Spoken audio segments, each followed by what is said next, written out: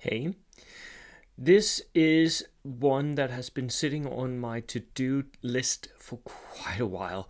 Um, and it's based on a question I had from one of the viewers in the comments, like, could you do this? And I can. So this is going to be my tutorial on green.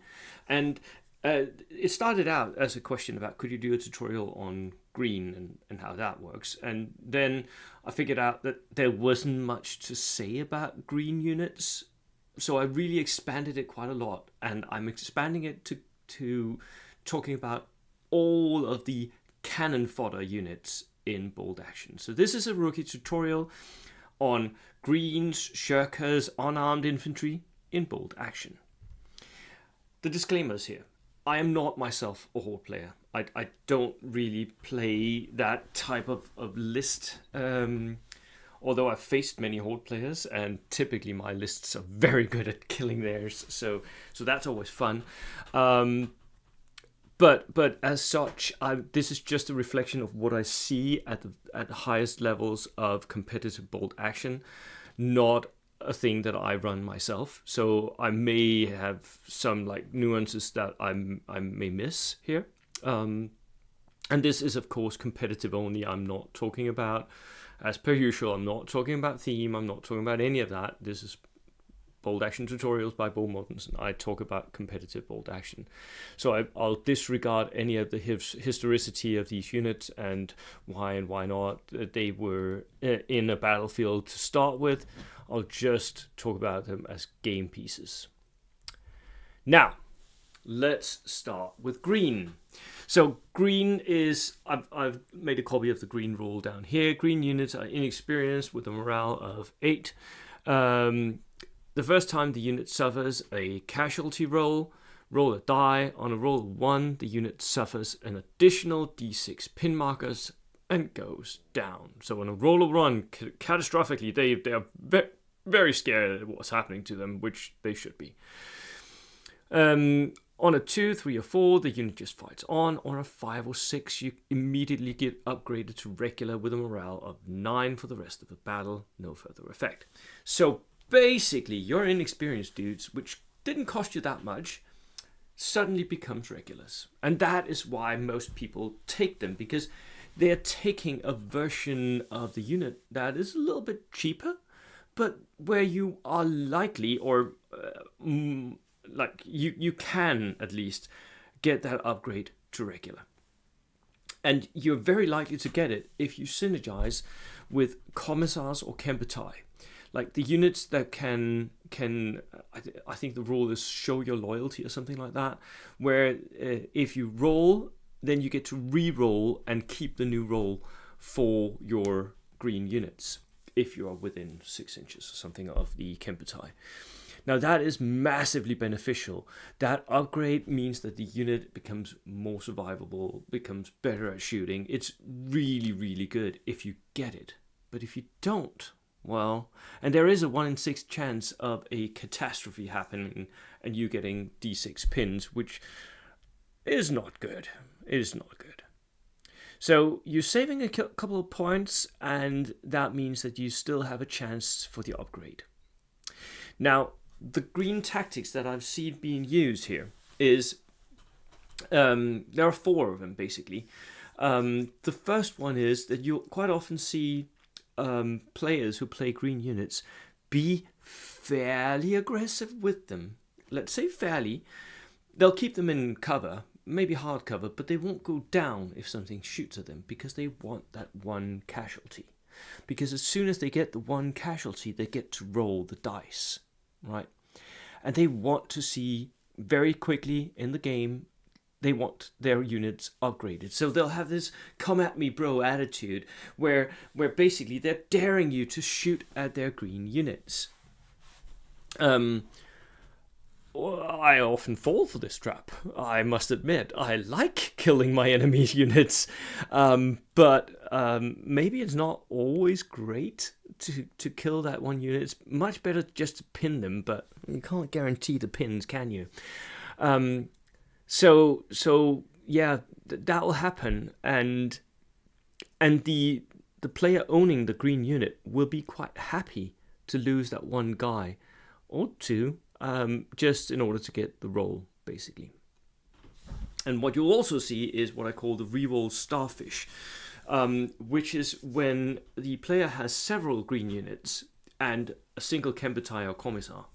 They'll place the Kempetai or Commissar at one point, and then as a starfish tentacles out from that one point, the green units will snake out from that one point, because they all want to be within 6, but by snaking out like a starfish, you get a huge footprint on the table, so that you can actually influence most of the game, but still get that reroll for your green test. So that is a Commissar Kempetai specific tactics, but I see it being used again and again and again. You'll also see this, the green often being taken in horde style units, so units that are not only part of a horde build, which most of the time they are, but they are also built in a fashion so that hordes become a thing. Like, they'll have 12 plus men in the unit easily for most of these units. Some of them can go up to 20, and some of them are like at 15. They'll take as many guys as they can, because if they get that upgrade, it's a lot of extra points you're adding to your force. It's a lot of extra points. But you can also see these as skirmish style units where people are hoping for the upgrade. There are some, especially German units, that come equipped with assault rifles where they're still green, and you hope for the upgrade. And especially because they're Germans, I can't remember what the name is, if it's Volksgrenadiers or something like that. You can even upgrade them to veteran, because, well, suddenly they were like veterans of the First World War or something. So you can get a massive bonus to your units. And some people will even buy the extra gear for these units, like LMGs or something, just to have that extra bit of extra once they get upgraded, because it's a massive bonus. Do I think that they're the best skirmish units? No.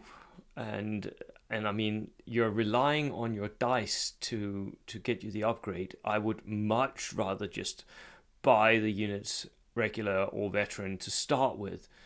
But I do see the point of this. It's a point saving mechanism. So that would be all I had to say on green. But I also have some things to say on the other downgrades which you can buy for your infantry. Now, shirkers. Shirkers are an interesting one. You cut off 3 points from your unit, from the individual model, 3 points less. And you can buy this for some units. You can buy them even for regulars, which is an interesting proposition, right? Because all it does is that shirkers have to take an order test when given an order. Even if they're not pinned, they have to take an order test. So it will happen that sometimes you fail, but I mean, regulars are at 9 morale, so most of the time they'll pass that, right? It will happen sometimes that they fail, but most of the time they'll pass. Even inexperienced dudes on an 8 are more than 50% likely to get that, right? The main drawback of shirkers is that pin markers count as double, and this is even for the breaking point of units, so like when they run off the table. So 5 pins on a regular unit, and they will be gone, because it'll count as 10 pins, right? And the regulars only, they have 9 morale. So that is one of the problems. They can't really take a lot of pins, these shirker units. But they are very, very cheap for only a little less effective. Now, what tactics am I seeing with this? Well, the most common thing that people will do is they'll buy their units full strength. So shirkers, full strength. This has the added bonus of being more survivable because you've got more bodies, you've got more rifles, so they're more deadly as well. But the main reason why they do this, like buy a full unit of 15-man shirkers, is because they get to re-roll order tests. With that re-roll, they're massively unlikely to ever fail an order, right? It really does not happen that often. So the units, as long as they're full strength, will do what you tell them to do. So early in the game, they'll still do what you tell them to do. Later on, they'll get pinned and go down and have problems. But to start with, they'll do what you tell them. And this means that they are more or less the perfect outflanker unit. Like, forget Chindits, forget Americans, forget Caucapachos, all of that, expensive. But the perfect outflanker unit is a unit of 10 regular shirkers. Because you get to re-roll the outflank test. You're massively likely to go onto the ball when you want to. Massively likely to do that. More likely, I think, I'm not good at math, but I think you're even more likely than if you're like, you're US and you're regular or veteran and you haven't got the -1. You're more likely to get it as a shirker. So outflankers is the main tactic that these are being used for, although they'll also be used for other jobs as well. First wave is perfect because you don't have to take an order test to come to the table. So just walk them in first wave. What you'll also see often is a lieutenant will hang out near the back of these. So again, like the starfish of the greens, you'll have a lieutenant at one point and then shirkers will just snake out from his point. They don't need that starfish tactic as much because they don't get the upgrade, right? But it's nice to have a lieutenant that can just give a little bit of a boost when you need them to do what you want them to do, like roll that order test, right? And this is of course all done in the service of min-maxing. It's done to get the maximum amount of bodies for the minimum amount of points. So it really does work. It really does. This is an odd one, though. I just wanted to mention it because it is allowable in generic reinforced platoons, no matter what the WTC says. The blind obedience of the Waffen-SS lieutenants, it's -5 points. It's the biggest single reduction of any of these that you get.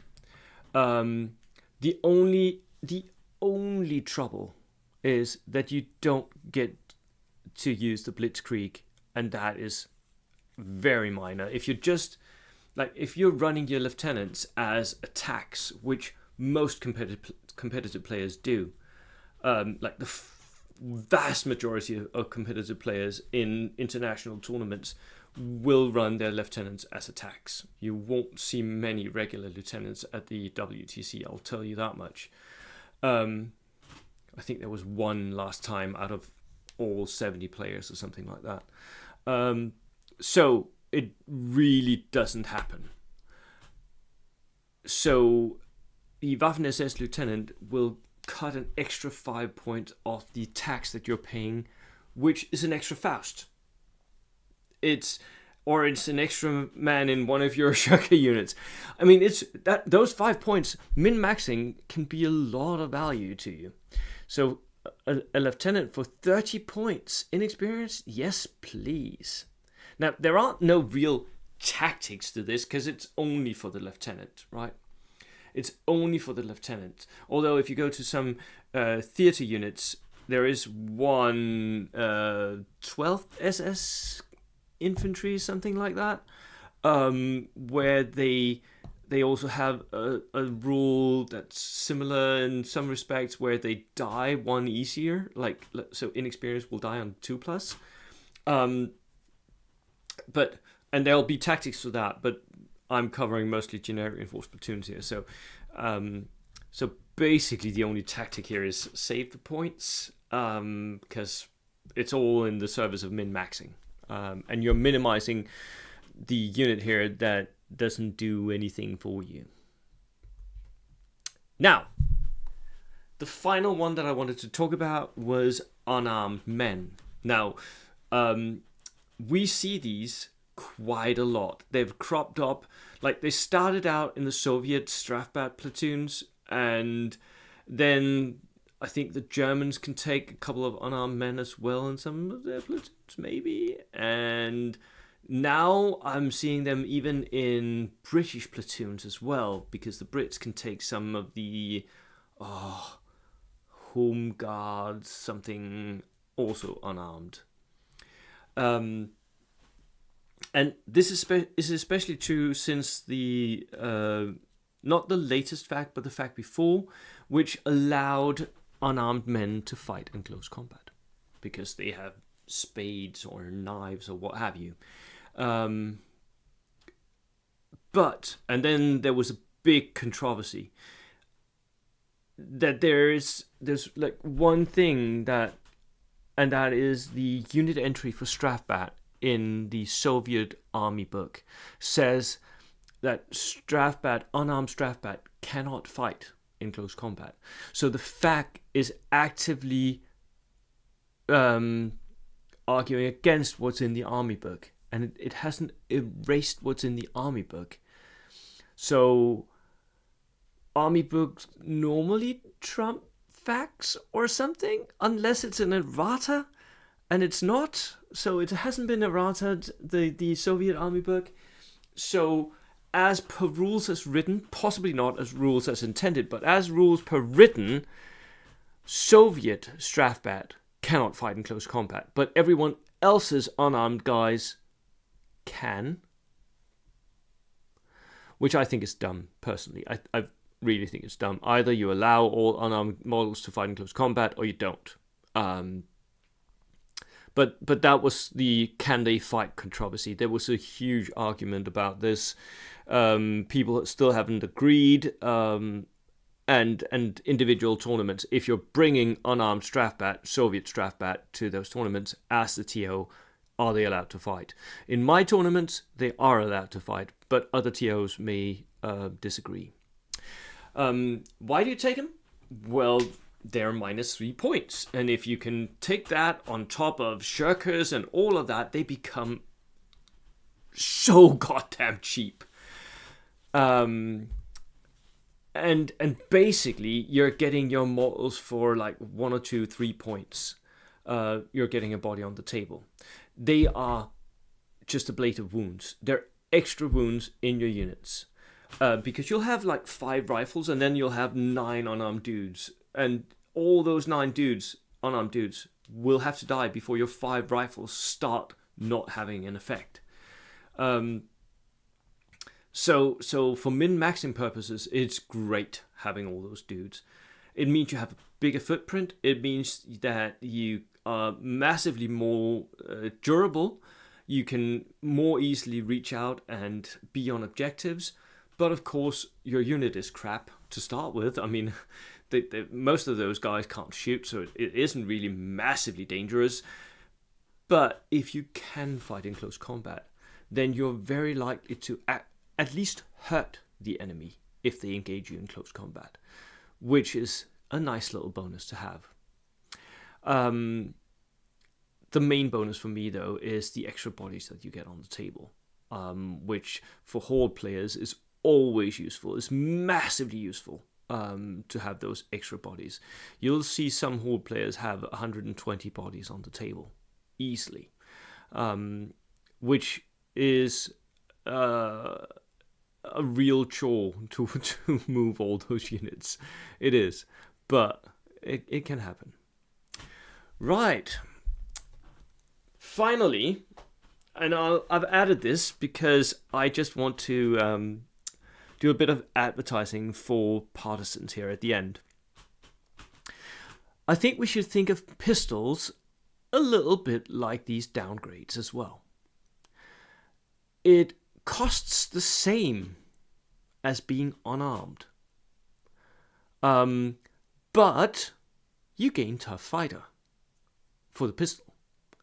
So the partisan the unit that I've termed Pistoleros unit, which is inexperienced partisans with pistols instead of rifles, suddenly they get tough fighter. They have assault weapons, right? So they have tough fighter.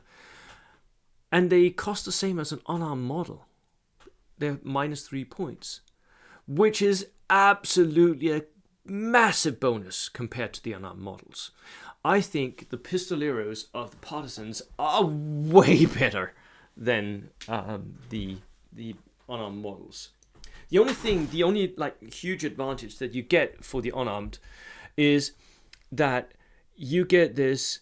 It's cost the same, right? But you can have that on shirkers as well. So the unit, the actual models can become very, very cheap. But the Pistoleros gain tough fighter, which means that the pistol tactics, and by the way, this is a photograph of a Danish resistance fighter with 2 homemade pistols during the occupation of Denmark. He was called Detlef. He's posing for a camera here in secret in 1944, 45, I think. Anywho, the Pistolero tactics is, of course, to have an assault unit, a tough fighter horde unit, with a bunch of very cheap models in. So my Pistoleros for my partisans, that's 20 models per unit. All of them with pistols. They have a huge footprint. They can assault really well. They can fight in close combat. They're very likely to hurt anything that they hit. Even I've fought the Polish Lancers with these units and won. So not if the Polish Lancers charge me though, but if I can charge them, yes. And you can also buy Pistoleros for Chinese. The Chinese can have forward deploying guerrillas with pistols, and they can be veteran. That is veteran assault units, and I'll see these deployed as 8-man, 9-man, 10-man units, not like horde style units, because they can forward deploy. They're already in threat range of most enemies, so they'll use sparrow tactics to deploy up, and then they'll sit there and wait, see if the enemy comes within range of a charge, and if they do, they'll charge them out, because veterans, tough fighters, right? There's also something to be said for the pistols in that, comparing them to unarmed men, in that they can fire defensively. So my 20-man Pistolero unit being charged by a Lancer, like a Polish Lancer unit, that Polish Lancer unit is going to have to go through defensive fire from 20 pistols on the way in. 20 pistols. That is very, very likely to at least hurt a bit before they even reach close combat. And if I'm on ambush, it's even better, because those 20 pistols will be firing at 6 inches. So point blank range. I'll be hitting on 2+, 3+, because I'm inexperienced, right? So 3+, 20 pistols. That is 12 to 15 hits. And then, depending on what the unit is, it's either 5 or 7 dead Lancers. It's most of a unit of Lancers that dies on a charge like that if I'm on ambush. So they won't charge me. So yeah, the pistols can be really deadly against chargers. Yeah, that's how I use them. So I think we should group pistols in with these others, these like the green, the downgrades that you can buy for infantry. Yeah, that was my tutorial on Cannonfodder units in bolt action. I hope you enjoyed that, and join me for the next video. If you have any comments, something I forgot to say, write it down below. I'll see you. Cheers.